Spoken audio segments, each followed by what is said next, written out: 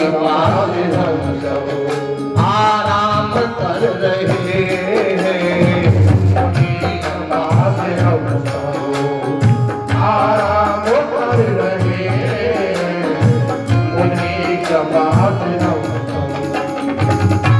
ये राम की कृपा है कलयुग से कठिन युग में। राम की कृपा है कलयुग से कठिन युग में। राम की कृपा है कलयुग से कठिन युग में। राम की कृपा है कलयुग से कठिन युग में।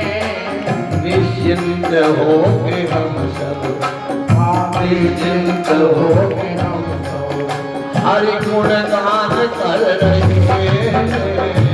निश्चिंत हो के हम सब हरि गुण गान कर रहे हैं। राम जी हमारे सब काम कर रहे हैं। राम जी हमारे राम जी की महिमा शंकर से सिद्ध योगी।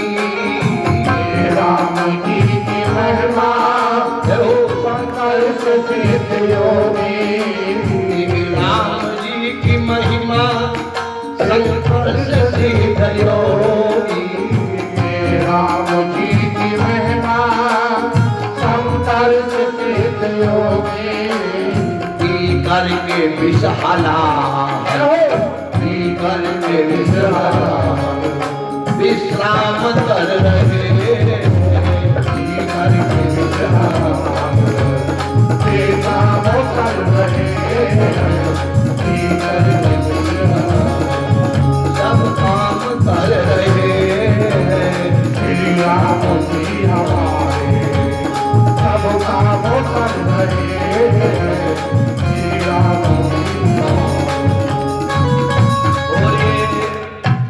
भगवान की जय हो। व्यास नारायण भगवान की जय हो। सुदेव नारायण भगवान की जय हो। जय जय श्री राधे।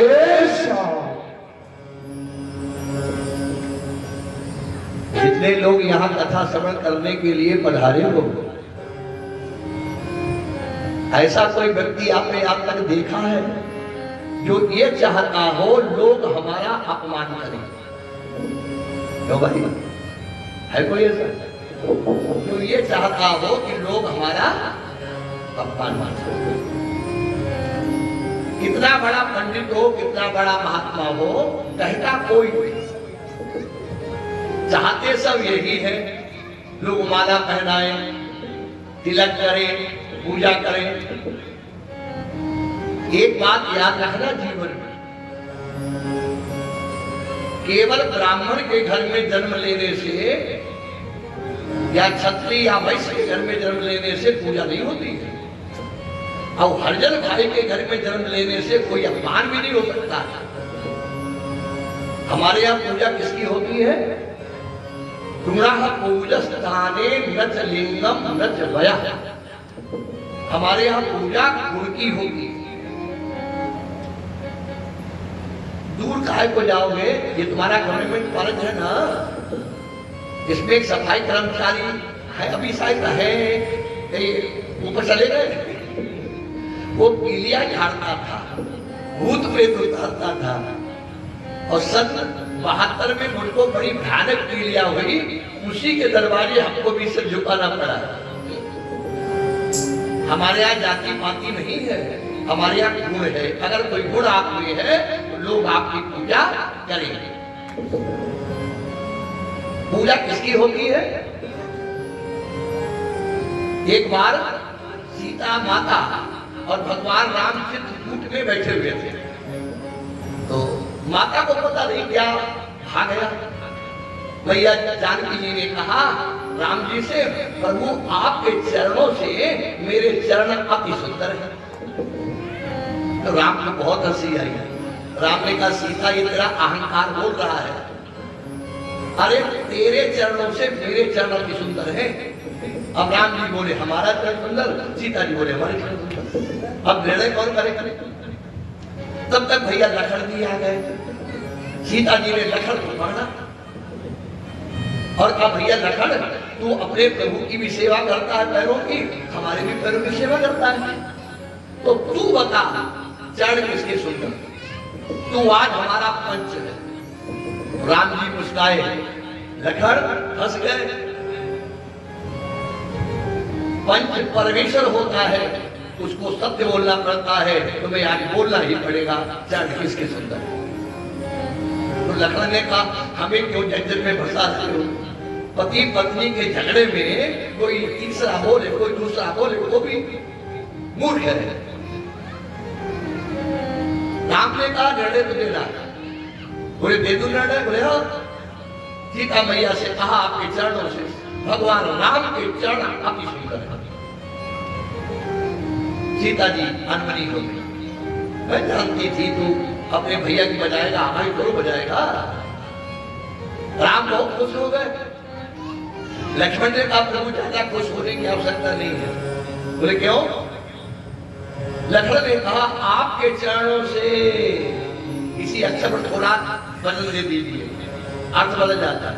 आपके चरणों से सीता माता के चरण अति सुंदर। बात भी सही है, पति के चरणों से ही पत्नी के चरणों की शोभा होती है। दोनों खुश हो गए। लखन ने कहा, तुम दोनों ज्यादा खुश मत होइएगा, तुम दोनों के चरण बिल्कुल बेकार है। राम जी ने कहा, वाह, ऐसा पंच हो गए तो बातें फिर क्या है? ऐसी पंचायत हमारे दोनों के चरण बेकार है। आप लोगों के चरण अच्छे नहीं है, तो बोले आप दोनों के आचरण सुंदर है। पूजा किसकी होती है? आचरणों की होती है, न कि चरणों की होती है। और इस आचरणों पर चलने के लिए केवल एकमात्र एक ग्रंथ है, और वो कौन है? सुनाओ। हमें निज धर्म पर चलना सिखाती रोज रामायण।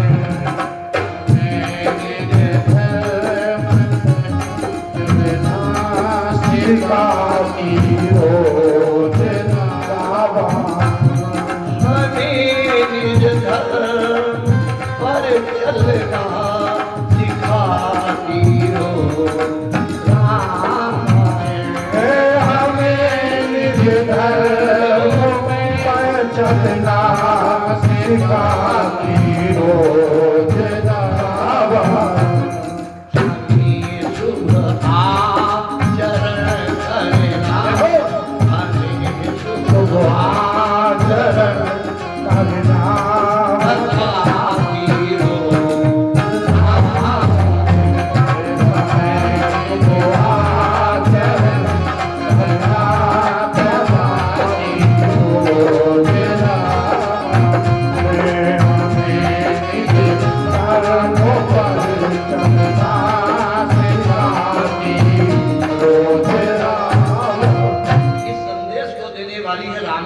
और इस भागवत में 2 अध्याय में पूरी राम कथा है।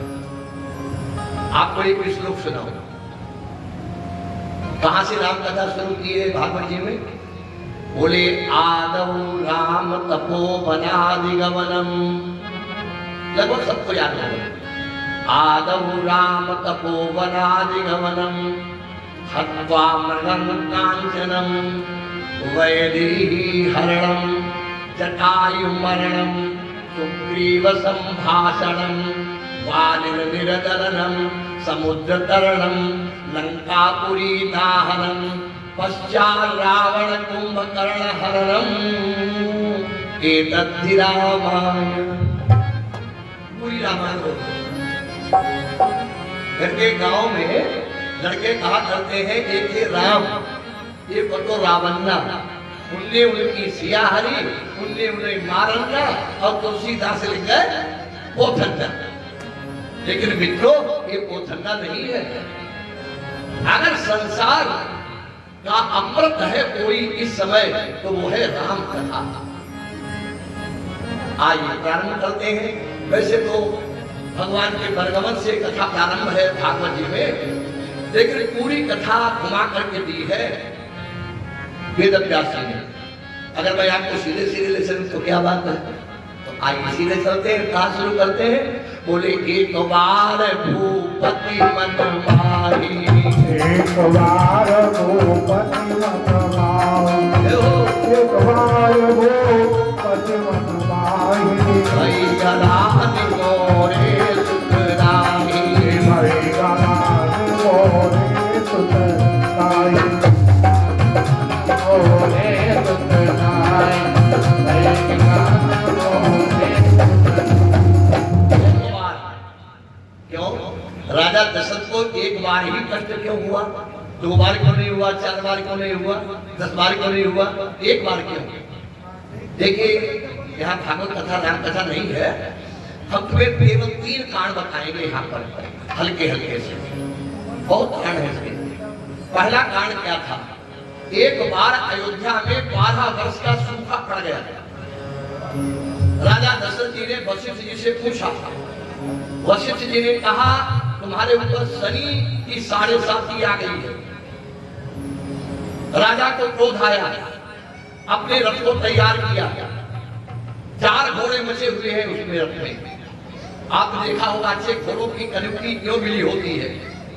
और जब शनि लोक में पहुंचा राजा का रथ और शनि की दृष्टि पड़ी तो 4 घोड़े जल के राख हो गए। राजा बच गया, जो पीछे बैठा था। अभी रोटते पोटते नीचे आ रहा था, गिर रहा था, तब तक जटायु में आकर की पीठ लगा था। जटायु की पीठ पर राजा आया। राजा ने कहा जटायु आपने मुझे बचा लिया है, कुछ हमसे मांग ले। बोले मांग लो? बोले हाँ। बोले जो आपका बड़ा बेटा हो वो हमारा क्रियाक्रम कर दे, मैं ये चाहता हूँ। जो इतना सुना तो एक बार भूपति मन माही, एक बार भूपति मन माही, भई गलान मोरे सुत राही, भई गलान मोरे सुत राही। अरे मेरे तो कोई संतान ही नहीं है, मैं कैसे बचन दूं? दूसरी बार देखिए, गुरु वशिष्ठ महाराज दरबार में पहुंचे हैं। आज उनका 5 साल का बच्चा उनके साथ है। जब गुरु जी आए तो सब उनके खड़े हो गए। गुरु करना बड़ा सरल है, निभाना बहुत कठिन है। शास्त्र कहता है कि अगर तुमने गुरु किसी को बनाया है और गुरुदेव तुम्हारे सामने आ जाएं और अगर तुम बैठे रहोगे तो दूसरे जन्म में तुम्हें हाथी की योनि में जाना पड़ेगा। तो सब खड़े, तो जब राजा खड़ा हो गया तो सब खड़े हो गए। राजा ने अपने गुरु की पूजा की और जब आरती करने लगे तो वो 5 वर्ष का बच्चा रोने लगा। राजा ने पूछा भाई ये बच्चा क्यों रोया? बोले इसी से पूछ लो। उसने कहा महाराज हमारे सामने मेरे पिता की जो पूजा की है इसलिए मैं रोया। बोले भाई ये बात तुम जमी नहीं, हम तुम्हारे बाप का अपमान करके तुम रोते तो अच्छा भी लगता, लेकिन मैं तो पूजा कर रहा हूँ। बोले अगर तुम आज मेरे बाप का अपमान करते तो मैं बहुत खुश हो जाता। क्यों? वो बालक बोला कि महाराज आप हमारे पिता के शिष्य हो। जब गुरु आया तो आप सब उठ के खड़े हो गए, लेकिन महाराज आप कोई है नहीं, मेरे लिए कौन खड़ा होगा? मैं किसका गुरु बनूंगा?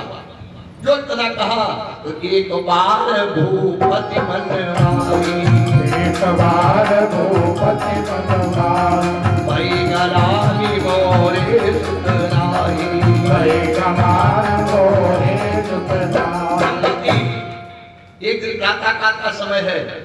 राजा जा रहा शिकार खेलने के लिए और एक तेल बेचने वाली और एक तेल बेचने वाला, ये दोनों अपने घर चले गए। तेल बेचने वाली ने राजा को देखा, अपने पति से कहा लौट चलो, बिक्री हो गई। अरे बोले क्यों? बोले आज प्रातःकाल निर्वंशी का मुंह देख लिया। राजा वैसे निर्वंशी नहीं था।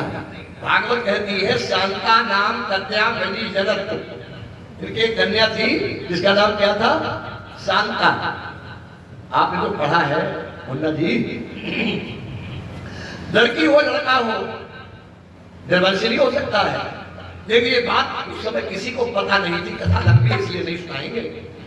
उसके बाद में राजा ने जो ये सुना कि जनता हमारा मुंह देखना नहीं चाहती है, तो एक बार भूपति बनवाई, एक बार मोरे सुतराई,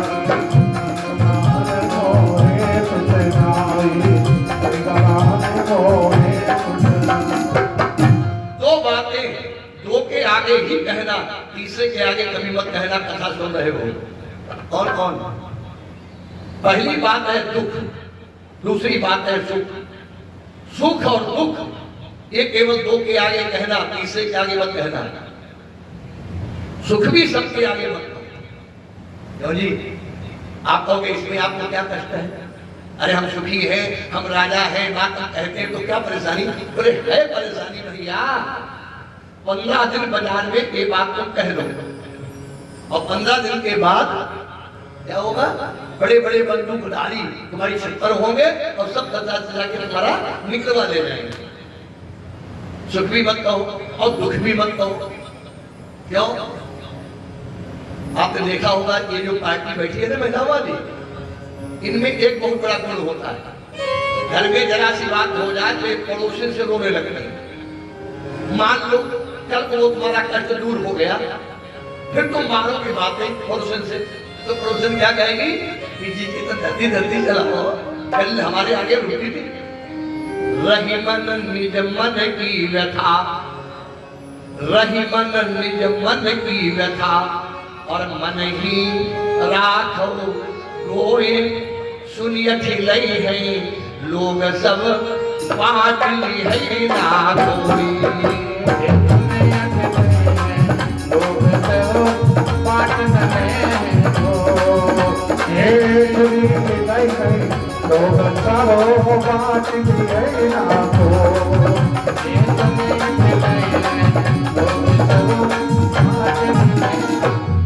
केवल दो के आगे कहो, ये तो अपने गुरु महाराज के आगे कहो, वो कोई रास्ता दिखाएंगे।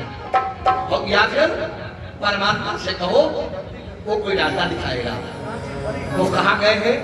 बोले गुरुग्रह तुरंत गयो महिपाला, तुरंत गयो महिपाला। गुरुग्रह तुरंत गयो महिपाला, चरण नाग करि विनय विचारा। गुरुग्रह तुरंत गयो महिपाला, चरण नाग करि विनय विचारा।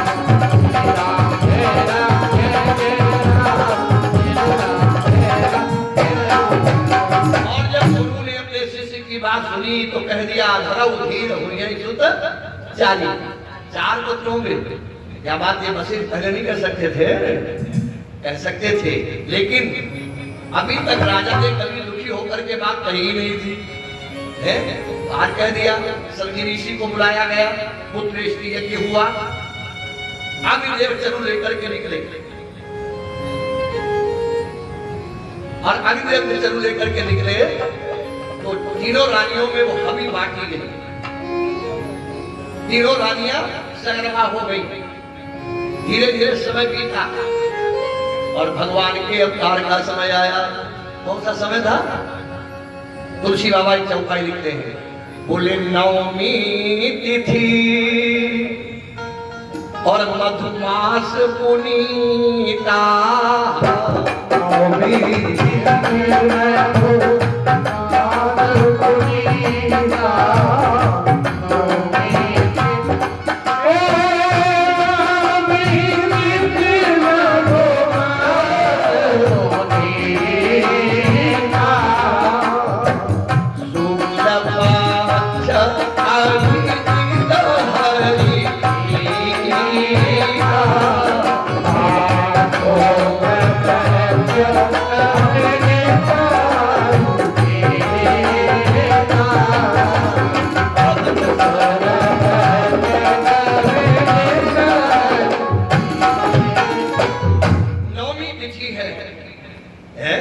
दोपहर का समय है। दोपहर के समय भगवान क्यों आए जानते हो? राम ने कहा है कि अगर तुम हमारा चिंतन करोगे ये दोपहर के झंझट से तुम्हें हम मुक्त कर देंगे। दोपहर का झंझट क्या है? ये पेट देवता है। इसलिए भगवान का पैर को है। अब देखिए भागवत जी में भगवान की बाल लीलाओं का वर्णन नहीं है। एक कथा आती है, अभी सुनाऊंगा आपको। 11वां दिन आ गया और 11वें दिन क्या होता है? नामकरण संस्कार। तो गुरु महाराज बक्का खोलते हैं, कौशिला की गोदी में प्रभु है और इन्होंने विचार किया इस पुत्र का नाम, बड़े पुत्र का नाम हम रखे उल्लास। पुनर्वस का प्रथम चरण होता है भूख, मुख्य पुनर्वस की बेला है, इसलिए नाम रखा। विचार किया उल्लास। भगवान ने विचार किया तो हो गया। अगर मेरा नाम उल्लास हो गया, नाम का भी बहुत असर होता है। एक ऐसी घर के गांव में कहानी आती है कि एक डबल ए पास बिटरिया एक गांव में ब्याह के पहुंच गई। तो उसके पति का नाम था छनछन गोपाल। घर के गांव में बड़े विचित्र नाम रख देते हैं, छनछन गोपाल। बिटरिया ने विचार किया, लड़की ने विचार किया